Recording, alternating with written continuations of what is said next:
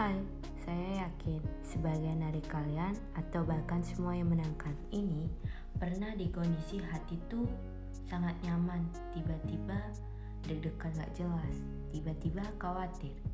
Entah kenapa makin beranjak dewasa, saya makin memahami bahwa yang dibutuhin manusia itu gak macam-macam, bisa merasa aman, nyaman sama hati sendiri itu sudah lebih dari cukup. Kalian pernah gak sih kebangun malam-malam mungkin karena deadline tugas yang banyak atau terlalu banyak mikir sebelum mau tidur? Terus tahu-tahu udah tengah malam aja. Pasti pernah kan ya? Mungkin itu semua cuma bisa dirasakan sama orang-orang yang tahu rasanya nggak tidur padahal ingin tapi nggak bisa. Dan buat saya, tidur cuma sebatas kebutuhan saja, bukan keinginan. Ya, karena orang tidur tuh harus aja gitu, bukan karena benar-benar ingin. Dan kayaknya itu yang benar-benar buat saya capek.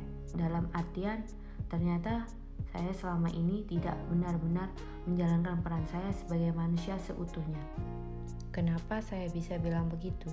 Karena saya selalu memerintah diri sendiri untuk tidak bisa capek, dan itu jahat banget. Justru malah biasanya orang-orang di sekeliling saya yang peduli terhadap diri saya sendiri. Tapi gimana ya, tiap kali saya coba istirahat, pikiran saya selalu kemana-mana, dan kayaknya itu satu-satunya masalah dalam hidup. Overthinking, pikirin hal-hal yang sebenarnya juga enggak tahu akan terjadi atau enggak. Tapi kita selalu nyiksa diri sendiri dengan asumsi-asumsi pasti bakal terjadi beneran. Karena tanpa kita sadari, overthinking itu ada karena kita lebih dulu ngerasain insecure. Perasaan yang tidak aman kan ya, merasa ketakutan terhadap sesuatu hal yang gak nyata. Itu insecure menurut saya. Banyak orang yang tidak peduli terhadap diri sendiri, mereka bermusuhan sama hati dan pikiran. Kayak yang bisa dilihat di mata, pencapaian orang lain, penghargaan orang lain, sudah mencapai garis finish, sedangkan kita rasain kok saya satu aja belum ya, letak salahnya di mana?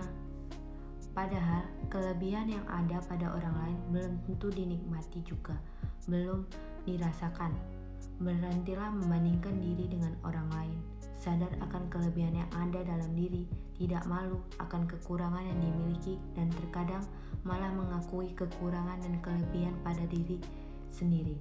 Kamu akan bisa berhenti membandingkan diri dengan orang lain hanya setelah kamu sadar apa yang sesungguhnya ada dalam dirimu dan apa yang ada dalam diri orang lain.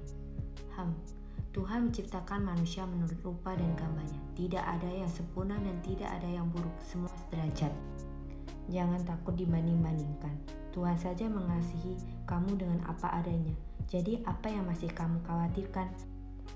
Dalam kata insecure, mulailah bersyukur atas apapun yang ada pada diri kita. Memang mudah diucapkan dengan kata-kata daripada melalui perbuatan.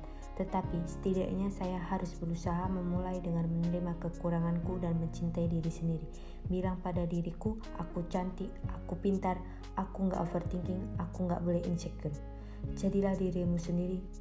Jangan membuat suatu standar tertentu atas apa yang orang lain katakan.